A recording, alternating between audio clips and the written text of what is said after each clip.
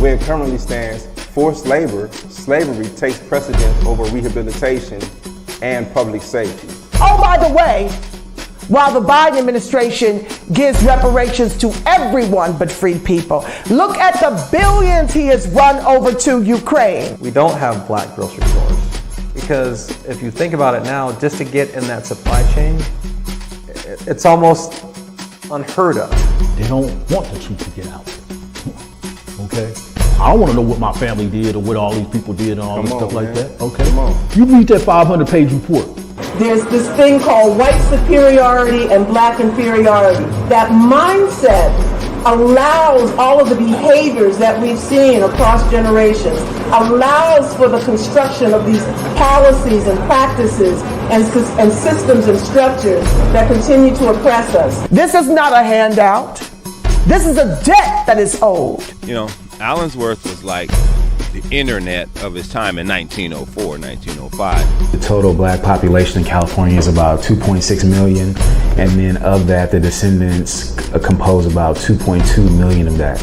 So California, with a multi-billion-dollar surplus, can absolutely afford to satisfy the international terms for reparations, beginning with compensation. Any financial obstacle that exists that impedes the success of increasing financial prosperity needs to be dealt with and eliminated. No matter where we've been, no matter what part of this fight we've been in, we've been harmed, and we had harm done to us specifically. When I got to Los Angeles, this was some of the worst segregation I'd ever seen. And remember, I'm telling you, I'm from Mississippi. Because as you can see, I'm giving you broken history right now, you know? But I had to give it to you guys today. I said, no, I got to show them this because it's so precious and nobody really knows about it. Black people don't have that kind of luxury. Our historically black communities have been redistricted multiple times. Now listen, if you can't handle the TR roof, don't tune in.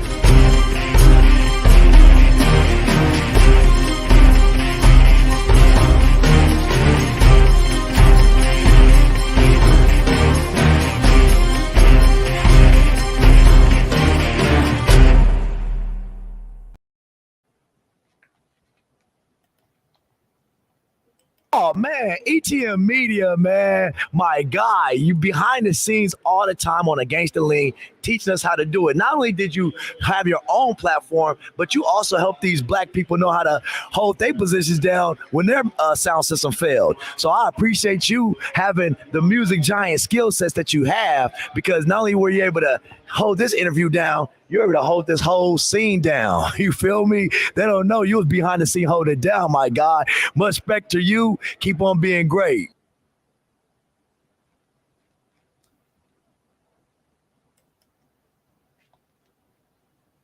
Don't advertise on Google.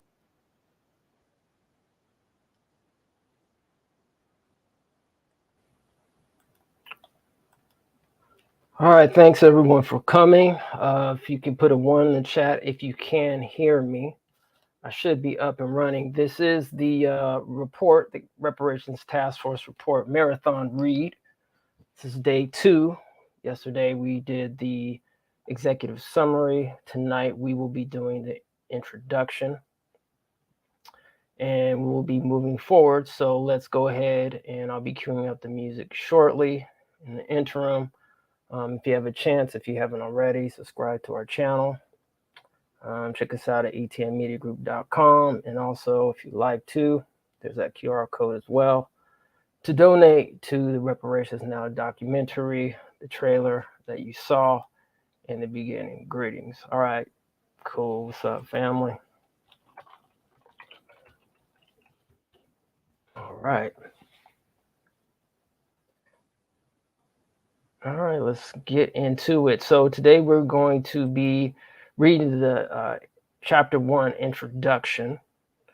And if you guys have any comments or anything like that, please leave them in the chat, and I'll try to check them out at the end, because I'll be going from screen to screen.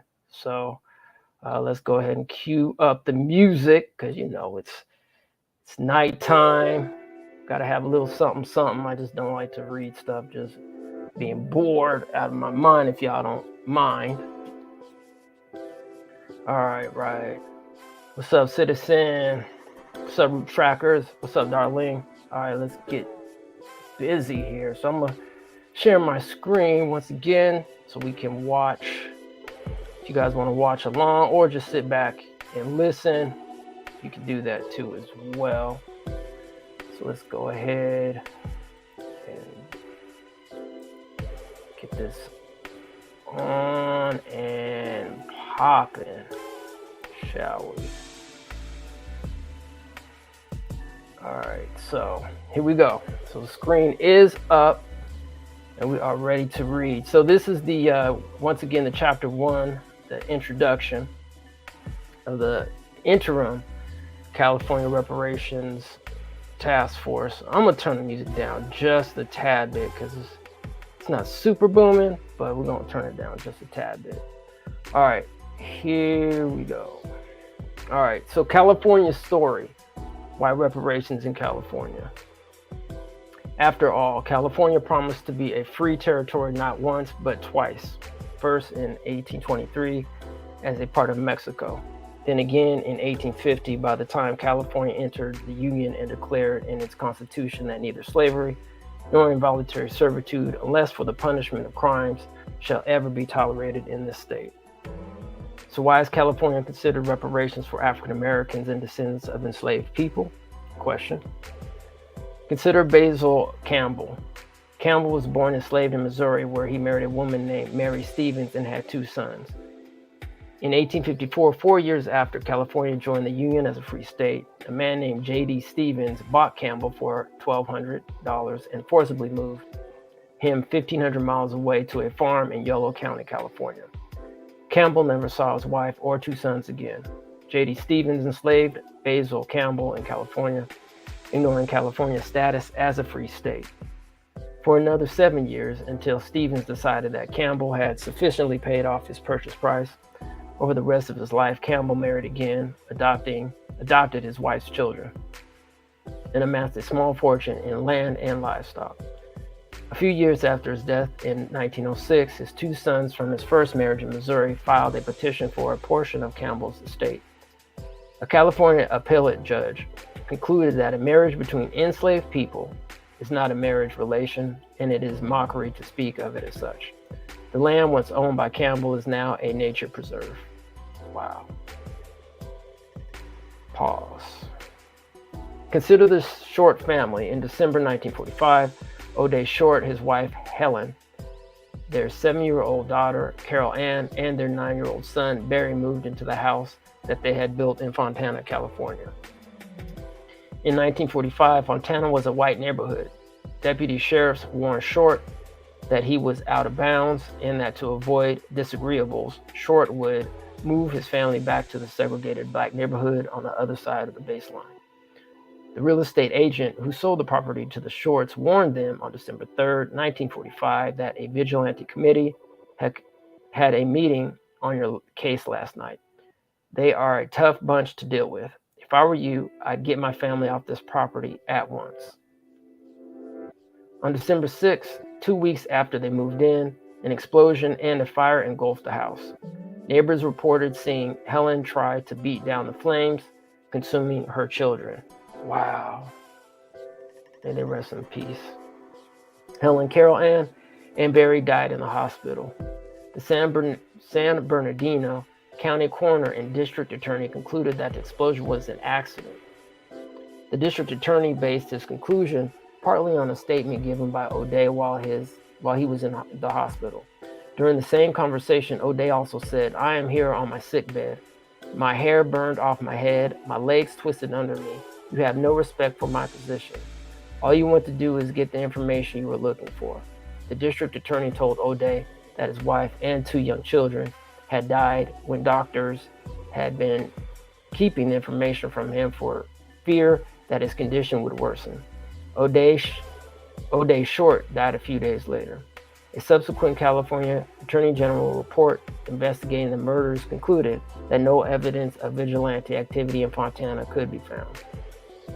Consider Alfred Simons, a black school teacher who rented a house from his white colleague in the Elmwood district of Berkeley in 1958.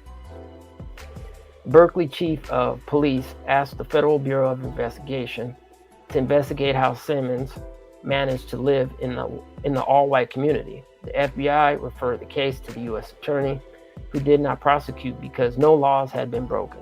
The Federal Housing Administration, the agency created by the federal government to help Americans buy homes, then wrote to Simmons' white landlord to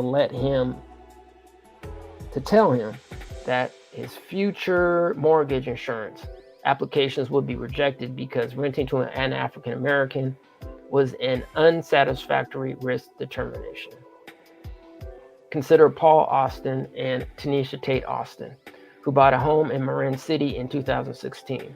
3 years later, a white appraiser valued their home for $500,000 less than it was worth, calling it a distinct marketable area. I took that as code word as it's a black area, said Paul Austin, who testified before the task force that he felt physically sick when he read the appraisal report. Paul Austin testified that his grandparents had moved to California in the 1940s to work in the shipyards in Sausalito. When they had saved up enough money to buy a house, his grandparents realized that they could not buy homes outside of Marin City due to redlining. Redlining is a set of government policies that help white families buy homes in the suburbs while forcing black families to remain in urban centers. These policies have devalued black neighborhoods and led to continued education segregation. In 2019, a California Attorney General investigation found that the Sausalito Marin City School District intentionally established a racially and ethnically segregated elementary and middle school by offering inferior education programming and directly harming a mostly black and Latino student body. In the 1950s, Paul Austin's paternal grandparents were one of the first black families to move to Mill Valley, a white neighborhood. Paul's grandfather built a home where the driveway dropped 90 degrees so that the house could not be seen from the road. "Grandson," Paul's grandfather told him, "I had to build this home at nights and on weekends so we wouldn't be detected because they didn't want any black families living in their city. A white man picked up the lumber for them. Like Alfred Simmons' white landlord, the white woman who sold her land to Paul's grandfather was, in Paul's words, blackballed because the neighbors found that she had sold her property to a black family. In 2021, Paul testified that the smaller houses in a white neighborhood that are a mile away from Paul and Tanisha's house are valued at $200,000 to $300,000 more. Wow, man, that is crazy. All right, so let's have to take a quick pause for a second. Let's get back to it. What does California owe the Campbells, the Shorts, the Simmonses, the Austins, and the 2.28 million black Californians who have experienced different versions of these stories throughout their lives, their parents' lives, their grandparents' lives, and their grandparents' lives, some of whom were enslaved? Question. Similar stories are repeated throughout the history of California and the nation. As W. Du Bois asked in 1935, quote, "Nations reel and stagger on their way. They make hideous mistakes. They commit frightful wrongs. They do great and beautiful things. And shall we not best guide humanity by telling the truth about all this, so far as the truth is ascertainable?" End quote.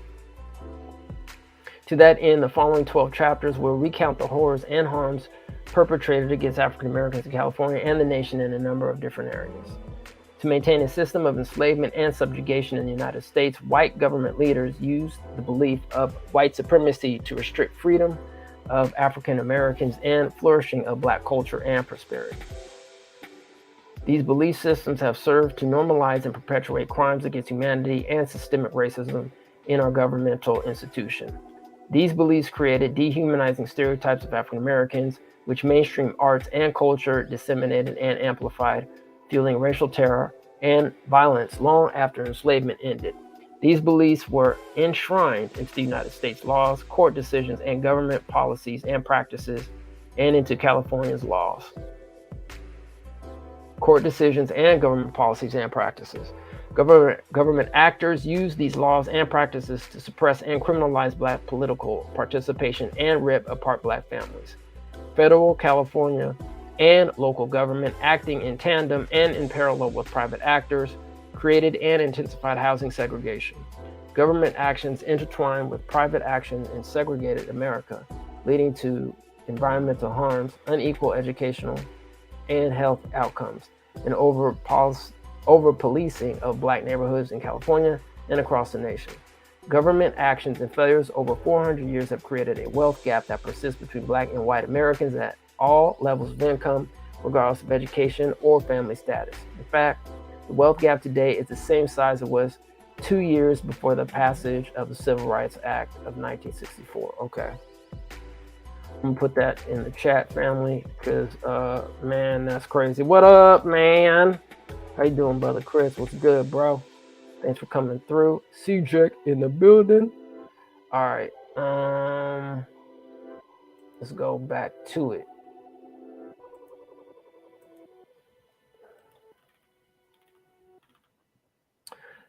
The task force charge. What does California owe its Black residents? Question. Assembly Bill 321 S. Weber, which should be Secretary of State Dr. Shirley Weber, interjection, established this task force to study and develop reparation proposals for African Americans. The task force consists of 9 members charged with studying the institution of slavery and its lingering negative effects on society and on living African Americans, including descendants of persons enslaved in the United States. The task force must synthesize documentary evidence of the capture, procurement, and transportation of Africans for the purpose of enslavement, the domestic trade of trafficked African Americans, the treatment of enslaved people, the denial of humanity, and the abuse of African Americans, and the discrimination and lingering negative effects that followed in the colonies that eventually became the United States and the United States of today. The task force must recommend appropriate remedies of compensation, rehabilitation, and restitution for African Americans, with a special consideration for African Americans who are descendants of persons enslaved in the United States. The task force recommendations must address how they comport with international standards and how the state of California will apologize for its role in perpetuating gross human rights violations and crimes against humanity on enslaved Africans and their descendants. The task force must address the role of California laws and policies in continuing the negative lingering effects on African Americans as a group and how these injuries can be reversed. The recommendations must include how to calculate compensation, what form it will take, and who should be eligible. The task force must issue a public report to the legislature by June 1st, 2022, which they did. On June 1st, 2021, the task force voted to issue a report in 2 parts. The interim report, to be published by June 1st, 2022, will describe the institution of slavery, the ensuing discriminatory systems created by slavery, and its reverberations throughout American history and into the present. It will make preliminary recommendations. The final report will include the task force final recommendations following further hearings, community engagement, and consultations with experts regarding potential forms that an apology and reparations should take. Overview of activities. AB 3121 authorizes the task force to hold public hearings to pursue its mission. In order to inform the contents of the interim report, the task force held 9 public meetings during which it considered public comments, expert and personal witness testimony, in addition to considering the voluminous materials submitted to the task force via email from those unable to attend the meetings. In total, the task force has heard over 40 hours of testimony from 103 witnesses and 16 hours of public comment, and received 1,075 emails and 100 phone calls. In addition, on September 23, 2021, the task force contracted with the Ralph J. Bunche Center at UCLA to implement a community engagement and communications plan. Structure of the report. The interim report focuses on anti-Black, racist federal, state, and local government actions and negligence throughout American history and into the modern day. Under international law, a government is responsible where its wrongful actions or negligence cause injury to a specific group of people, Once proven, governments have a duty to remedy wrongful actions. Reparations offer such a remedy, and the United Nations recognizes 5 formal categories of reparations: restitution, compensation, rehabilitation, satisfaction, and guarantees of non-repetition. American courts of law have long recognized a similar concept, that parties must redress the harms caused by their actions or omissions where there was a duty to act. Advocates frame reparations as a program that seeks acknowledgement, redress, and closure for injustice. This report is created by the task force to support the legislature in its future effort to acknowledge the wrongful actions and negligence of California, as well as the wrongful actions and negligence of the local governments within its jurisdiction that have harmed African Americans. In addition to California's potential legal obligations, repairing a wrong is a political and moral obligation. America and California's democratic forms of government exist to embody the will of the people. In accepting this system, we as Americans and as Californians are more than a random group of people who live in the same geographic area. We bind ourselves into a community that lives beyond the lifespans of its individual members. Through government, a community channels its visions for the society it wants to create through the laws that govern it.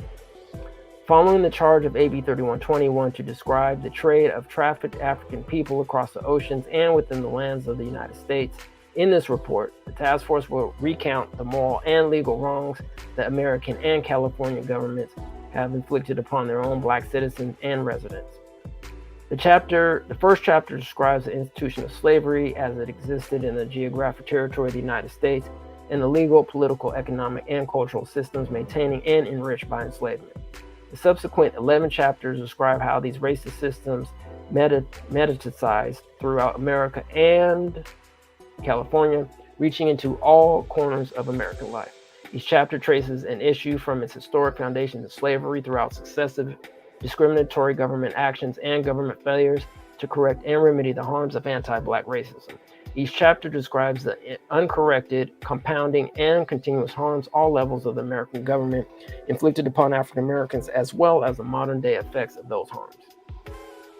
By focusing on the role of government actors, all levels of local, state, and national authority in enslavement and racial discrimination, this report does not and cannot ignore the countless racist actions of private citizens throughout American history. The government's role does not absolve private actors of their own responsibility or prevent private individuals and entities who benefited from this state of affairs for generations from offering their own apologies and engaging in their own acts of reparations. As the report makes clear in the following pages, federal, state, and local governments often worked in tandem with private individuals to build and maintain a system of placing African Americans in the lowest social strata of this country. The report's focus on African Americans also does not and cannot ignore the countless ways in which the California government and its private citizens enslaved, dehumanized, or discriminated against other marginalized communities. Often, a government discrimination or racist mob violence targeted many communities at once. During the Zoot Suit riots of 1943, white mobs of U.S. servicemen, off-duty police officers, and civilians indiscriminately attacked Latino, Black, and Filipino men in Los Angeles. Sometimes one racial group enacted violence against another. As AB 3121 charges this task force solely with investigating the history of systemic racism as it relates to Black Californians, it does not focus on the innumerable acts of racist violence and discrimination by government officials and private citizens against other people of color. Okay, I'm just gonna pause real quick for a minute, get a little libation. All right. Thanks once again, family, for coming through. Hope everyone is learning, enjoying this read here. So let's go. Immigration and migration patterns.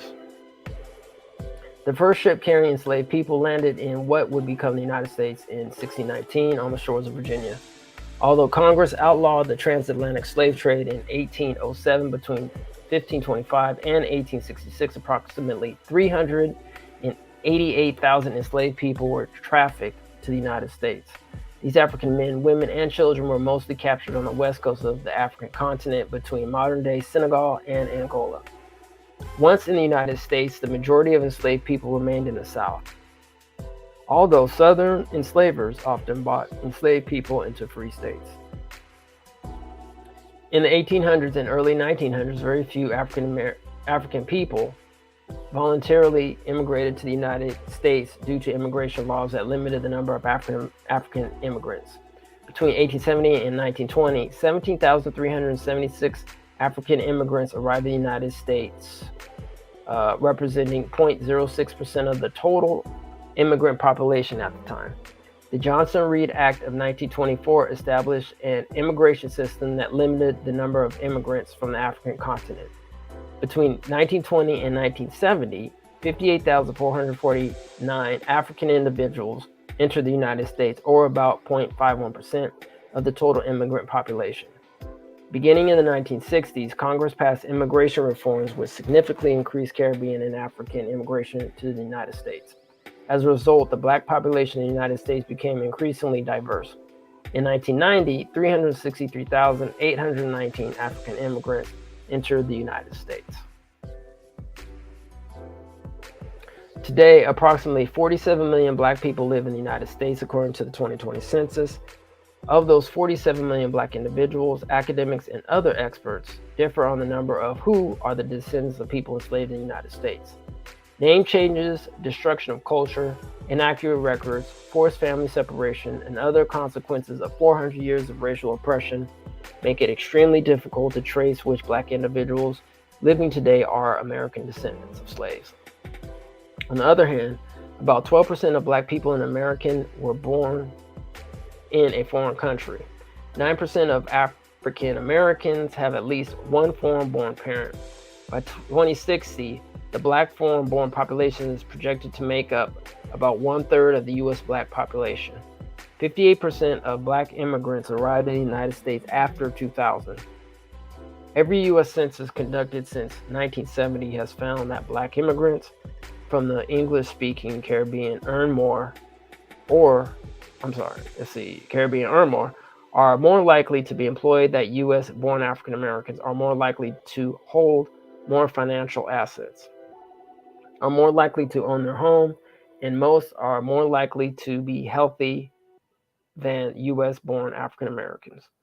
In California, the Black population remained small until World War II. Unlike the English-speaking colonies on the East Coast, racial boundaries were not strict, and a multiracial population lived in California as a Spanish colony in the 1500s.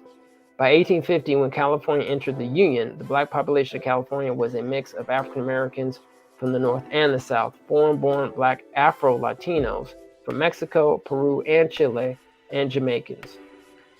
The 1860 census counted 4,086 total free colored people in California. Sources vary in the estimates of enslaved people in California, with some sources estimating up to 1,500 enslaved African Americans lived in California in 1852. The 1920 census counted 38,763 African Americans out of a total population of 3.4 million in the state. California's Black population increased significantly during World War II, as many moved to the state in search of war industry jobs. More Black people moved to California in the 1940s than the entire previous century of statehood combined. The Black population in California ballooned from 124,306 in 1940 to 1,400,143 in 1970. All right, family, so I'm gonna switch up the music real quick. Get a little something jumping off here. All right, let's get back to it. State of Black California. California is home to the 5th largest Black population in the United States after Texas, Florida, Georgia, and New York. All right, so I'm gonna put that in the chat. I think my man Chris probably mentioned this plenty of times, but we're gonna put this in the chat so everybody knows. Yep. All right, here we go. As of 2020, about 39.5 million people live in California, of whom about 2.8 million self-identify as Black. Of the current 2.8 million Black Californians, 244,969 are foreign-born, according to the U.S. Census Bureau. While the number of Black Californians has increased in the last 30 years, the overall percentage of Black Californians has fallen over the same period. Black Californians make up about 6% of the state's population today, a decrease from 8.1% of the state's population in 1990. Black Californians live in all 58 California counties, but most Black Californians live in Los Angeles County, 943,145, San Bernardino County, 223,116, San Bernardino County, 211,354, Alameda County, 198,250, and Riverside County, 197,329. The counties with the highest number of Black Californians as a percentage of total population are Solano County at 16.87%, Sacramento County 12.43%, Alameda County 11.78%, Contra Costa County 10.69%, and San Bernardino County at 10.23%. In the past 3 decades, about 275,000 Black Californians have left expensive coastal cities to move inland or to other states. During the same time frame, the Black populations of some of California's historically Black neighborhoods in cities across California have plunged. Compton by 45%, San Francisco by 30%, and Oakland by 40%. Wow, man, that is nuts, y'all.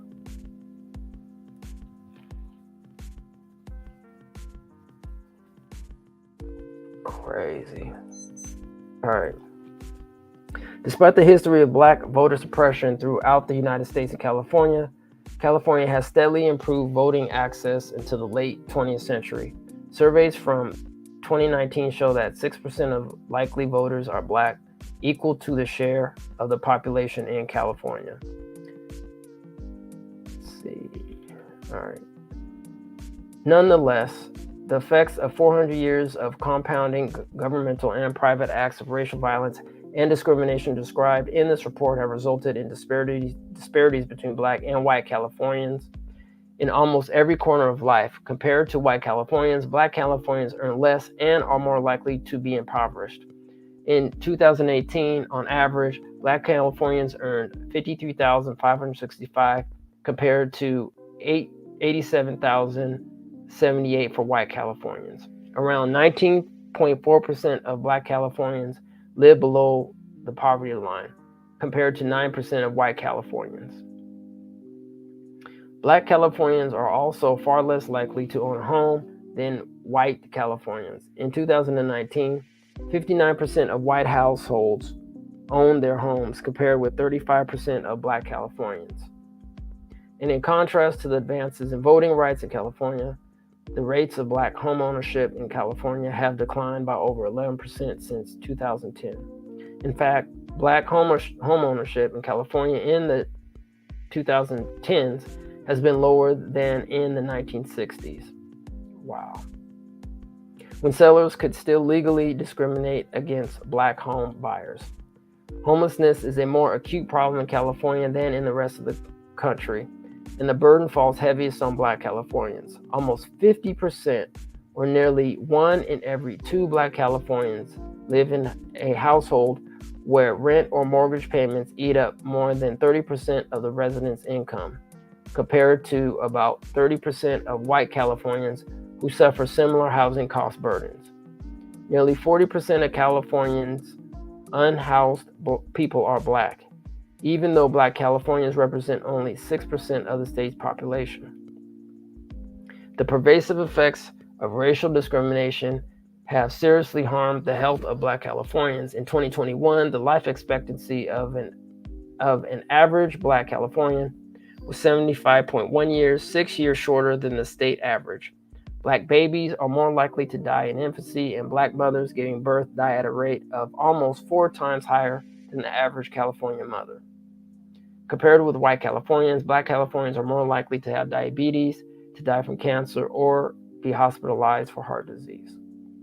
Racial discrimination in housing, education, and the legal system, along with institutionally racist approaches and militarized culture, have collectively resulted in the over-policing of black communities and the mass incarceration of black citizens. According to data from 2020, the police are more than 2 times more likely to stop and search African Americans in California than white Americans. Even though officers reported no criminal activity for the black individuals stopped more than twice as often as they did for white individuals stopped.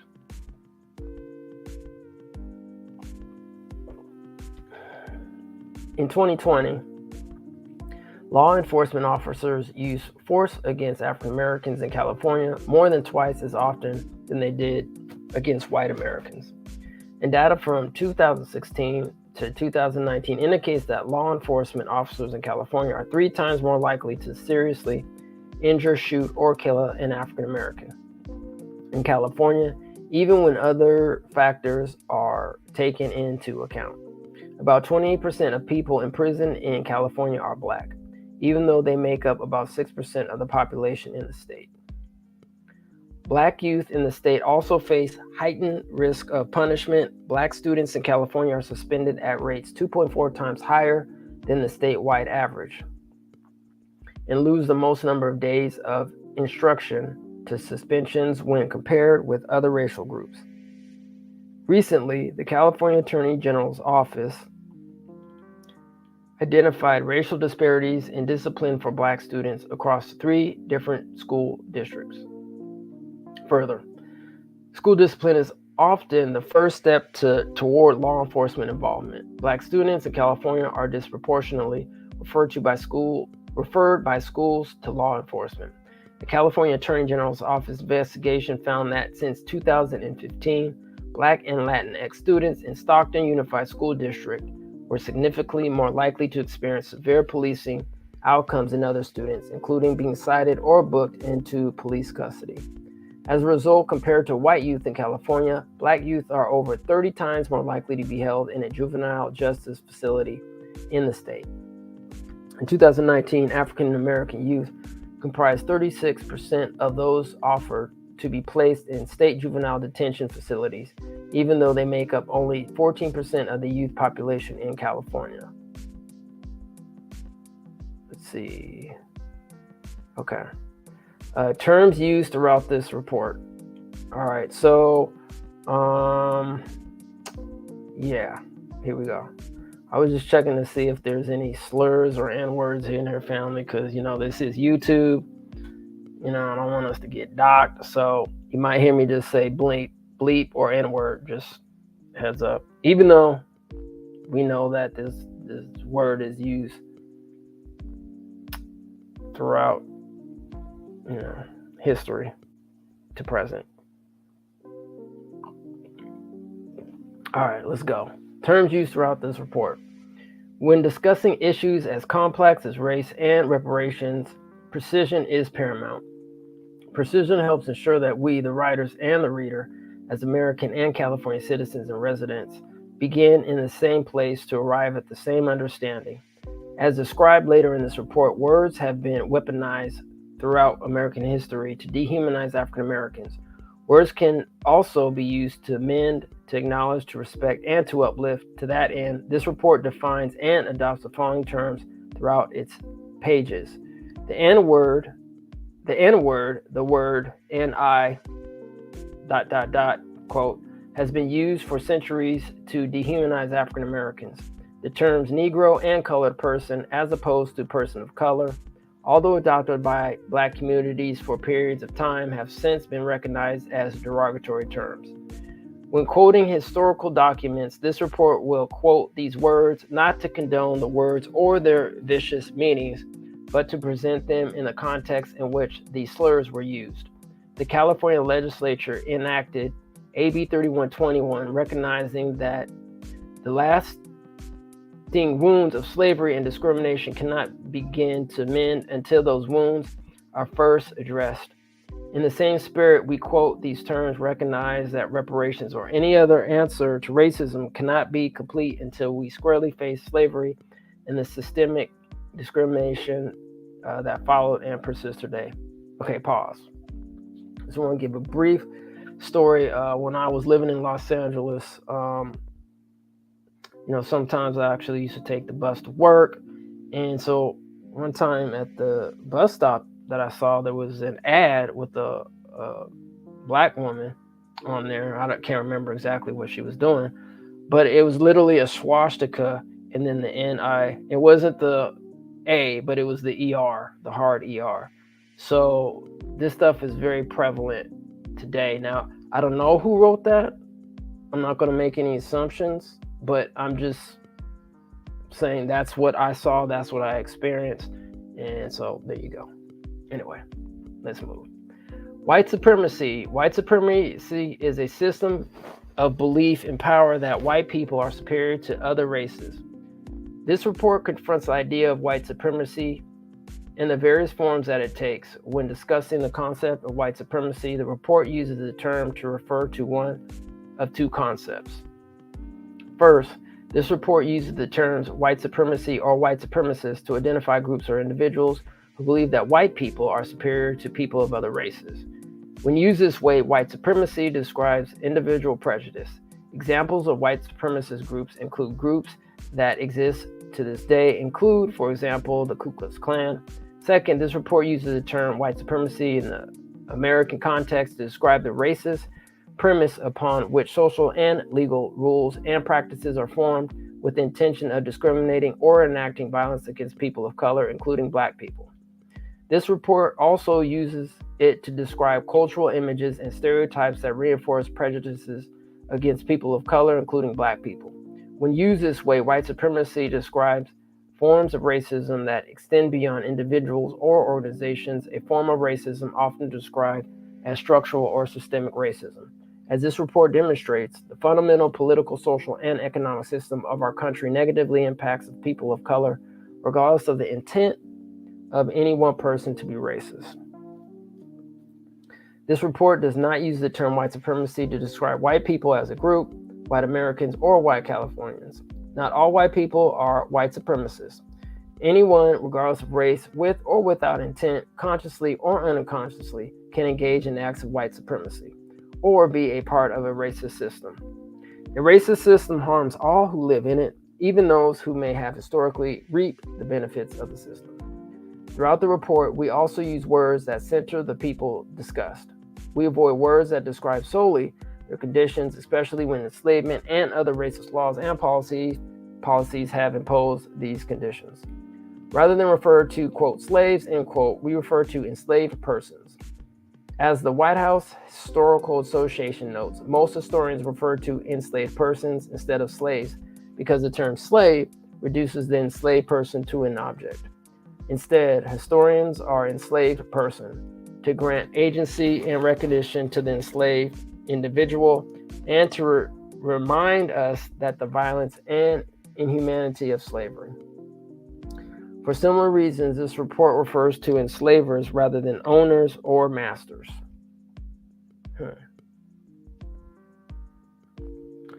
Similarly, instead of owners or masters, we refer to enslavers. The words master or owner suggest a false sense of natural authority and suggests that the enslaved person is less capable than the enslaver. It also hides the fact that these individuals actively chose to enslave other human beings who are entitled to the same human rights as themselves. Instead of fugitive, the report refers to freedom seekers when describing enslaved persons or other people seeking to escape slavery and other forms of captivity. The term fugitive was commonly used with laws such as the Fugitive Slave Laws of 1793 and 1850 passed by Congress, which used the term to reinforce the system of enslavement and criminalize those who sought freedom. Rather than refer to felon or ex-offender, this report uses the term as formerly incarcerated and returning citizen. Similarly, this report uses a term such as prison in person or incarcerated person rather than inmates, like the term fugitive. The terms of felon, ex-offender, and inmate have stigmatized people who are or have been once in jail or in prison. By labeling people as nothing more than their criminal justice status, these words deny people their full personhood and reinforce a stigma that prevents people from fully participating in society.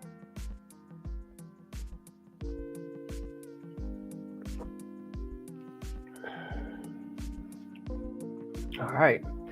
Instead of referring to people without homes as the homeless, this report uses terms such as unhoused people or people experiencing homelessness. This follows the practice of the Associated Press style guide, which recognized that the phrase the homeless dehumanizes people by collectively reducing them to a label based on housing status rather than their status as people. Though the report uses person-centered terms, the report may sometimes quote historical documents or statements that do not. This report presents these quotations unaltered to present them unfiltered. In using person-centered words, this report recognizes that words alone may not cure the wounds that people have suffered. While words may not fix the systems they describe, this report uses the words recognizing that they are beginning, not the end of what we must do to redress racism past and present. All right, family, so that is the introduction, family. And we will pick this up tomorrow. Let's see, what's the next one real quick? Enslavement. All right, so we're gonna rock with enslavement tomorrow, which is part of chapter 2 in the building. So yeah, family, this is crazy, you know, but this is enlightening. I hope everyone has had some enlightenment in this process. Yeah, man. So I guess tomorrow we will be back in the building once again at 8:30. I think the other chapter is a little bit longer, so I don't know if I'm gonna break it up in 2 parts or not, but we definitely will be back. And I just want to thank everybody for tuning in. For those who are going to catch the replay, go ahead, obviously hit that like button, like, share, subscribe, hit that bell. And you know, until the next time, fam, we will be seeing y'all. Thanks for once again coming, and we out. Oh wait, hold on a second before I go. What year was it when you witnessed the swastika? Oh snap. I'm gonna put this up real quick before we break out. Yeah, shoot, bro. Snap. Best guess, I think it had to probably be like 2017, 2018. So it was relatively recent. Yeah, it's about 2017, 2018. So still happening today. Still going on, man. Racism is in full mode. Full beast mode. So, all right, family, thanks again. If you guys have any comments or if you want to, you know, shout us out, go ahead. Hit us up at etmmediagroup@gmail.com. That's etmmediagroup@gmail.com. And until then, family, take care of yourselves, be safe, and reparations now. All right, peace.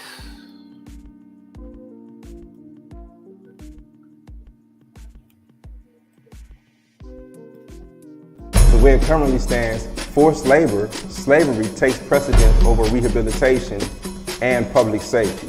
Oh, by the way, while the Biden administration gives reparations to everyone but free people, look at the billions he has run over to Ukraine. We don't have black grocery stores because if you think about it now, just to get in that supply chain, it's almost unheard of. They don't want the truth to get out. Okay?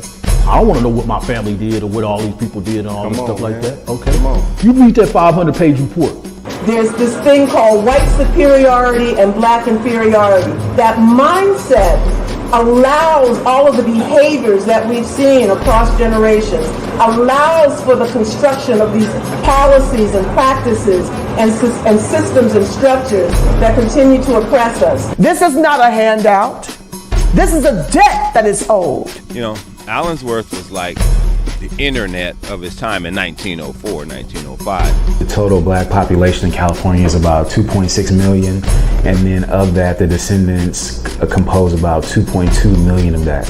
So California, with a multi-billion-dollar surplus, can absolutely afford to satisfy the international terms for reparations, beginning with compensation. Any financial obstacle that exists that impedes the success of increasing financial prosperity needs to be dealt with and eliminated. No matter where we've been, no matter what part of this fight we've been in, we've been harmed, and we've had harm done to us specifically. When I got to Los Angeles, this was some of the worst segregation I'd ever seen. And remember, I'm telling you, I'm from Mississippi. Because as you can see, I'm giving you broken history right now, you know? But I had to give it to you guys today. I said, no, I got to show them this because it's so precious and nobody really knows about it. Black people don't have that kind of luxury. Our historically black communities have been redistricted multiple times. Now listen, if you can't handle the TR roof, don't tune in.